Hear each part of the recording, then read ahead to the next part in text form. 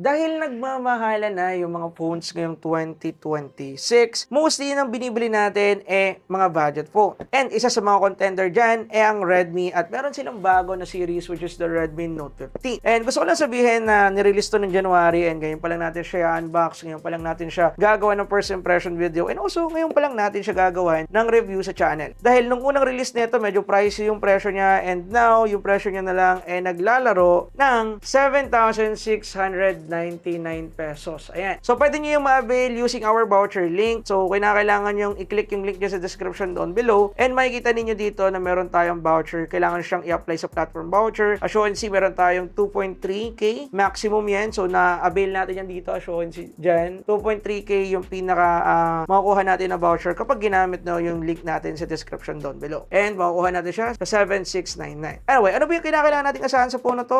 Okay nga ba talaga siya at para ba sa'yo? Tara, unbox at pag-usapan na. Bale, pagdating sa box, the same ng mga Redmi phone na na-review natin, walang masyadong pinagbago, ganun pa rin. Unang-una natin makikita, Redmi box sa pinakunahan, which is pretty normal setup. And then sa loob na ito, makikita natin yung ating mga paperworks. Yan, meron tayong safety information and quick start guide. Basic, di nyo naman binabasa yan. Next naman dito is yung ating included black jelly case. Yan, yeah, good design though. Ito yung pinaka-itsura niya and yung curvature niya. And ito na yung ating unit itself. And ito yung mga specification na pwede nating asahan. Massive 6,000 mAh battery capacity. Merong high durable display glass. Naka IP64 dust water resistant. Helio G100 Ultra. And meron tong 108 megapixel. Tignan natin kung okay siya. Ngayon, pagdating sa looks niya, actually, just a pretty common design. Color black. And ilang beses yun na rin naman ito nakita kay Redmi and also kay Poco. Yung gantong design. Kung di ko nagkakamali, yung Poco M8 Pro, ganito yung kanyang mismong overall look. And yeah, hindi naman siya nabago, ganun pa rin. And minimalist as possible. Meron tayong Redmi branding dito and kung ano-ano pa. Next naman na makikita natin sa box is yung ating charging cable and yung ating 33 watts charging adapter. And that's pretty much it. Ngayon, samahan nyo akong i-set up at tingnan natin kung ano yung makikita natin sa bad boy na to. Okay, habang binuboot up ko siya, first impression muna tayo. In terms of body, una ko agad napansin na manipis itong device na to. Okay, unahan ko na kayo, hindi ito yung first time or second time na nakagamit ako ng device na manipis talaga. Lalo na sa merong mga 3D curve design type, kagaya na to, which is curve yung back and curve din yung screen. And yeah, na-achieve nila yung ganyang kanipis dahil na nga dun sa ganong combination. And for me, goods naman siya. In terms of comfort, okay siya. Magaan lang din. Kayang-kaya nang gamitin ng isang kamay or ng mga girls out there para sa mga naghahanap ng magaan na phone. Goods to kung ako yung tatanungin. And okay din naman siya pagdating sa mga gaming position grip. Pero mas trip ko yung mga phone na curve yung panel niya dito pero meron siyang flat screen. Kaya pagdating sa gaming, comfortable siya. Kung ako lang naman tatanungin. So based on my preference, mas gusto ko yun. So kakaboot up lang natin and currently naka Hyper OS B2 tayo dito. Hindi pa siya Hyper OS B3 pero okay pa rin yan. Goods na rin naman yung Hyper OS and para sa mga medyo na trauma sa MIUI ng Xiaomi ng Poco, okay na po ngayon sa Hyper OS. Wala nang deadboot issue at wala nang masyadong bugs ako napapansin. And okay na rin yung pag-navigate sa kanila. Maganda yung set ng animation na ginamit and also smooth na rin yung pag-navigate sa kanila in overall kahit na hindi ganong kalakasan yung chipset na ginamit. Gaya na lang dito na naka Helio G99 or G99 Ultra or G100. The same lang din naman yung mga yan. Siguro yung hindi lang nawala, which is nakita ko rin sa mga higher variant ni Xiaomi and ni Poco, kagaya na lang ng F8 Ultra,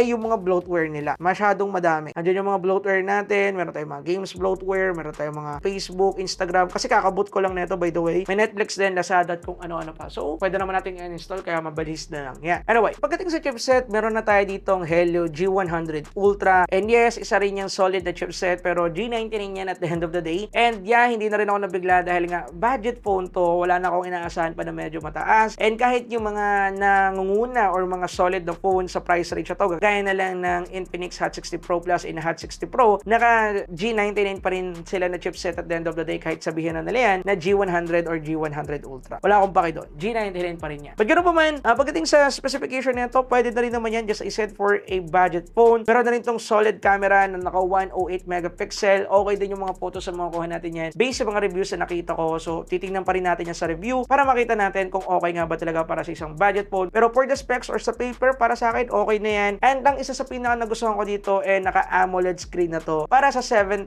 pesos na price range. Oo, merong mga phone na kagaya niya. Gaya na lang din ng Infinix Hot 60 Pro Plus nga and also ng Hot 60 Pro. Almost the same lang din naman sila ng presyo or halos sila yung naglalaban sa presyo na to. to, same na merong ganong specs and also same na merong AMOLED screen display. And ang ironic lang dahil ito, ang pinakabentahe niya yung pagiging AMOLED display niya, pero meron ding isang phone na definitely mas mura pa dito pero meron ng 5G. And this is the Redmi 15 5G. Hindi to kasama sa Note version, hindi to kasama sa Note series. Ito ay single number or yung kanilang number series. And ito yung series ni Redmi which is the solid number. At isa to sa merong pinakasulit na specs kung ako yung tatanungin ninyo. Ironic lang na ito, ang bentahe niya is display at ito naman is bentahe niya, supported niya ang 5G connection. And yun lang naman yung mga kinakailangan nating malaman about sa phone na to. Gagawa na namin ito ng full review. Actually, habang napapanood yung itong video na to, ongoing na, baka nga patapos na. At mapapanood yun lahat sa main channel which is pare ko yung Steven Tips. Anyway, yun lang guys. Kita-kita tayo susunod na video. And ito, ang Redmi Note 15 Pro.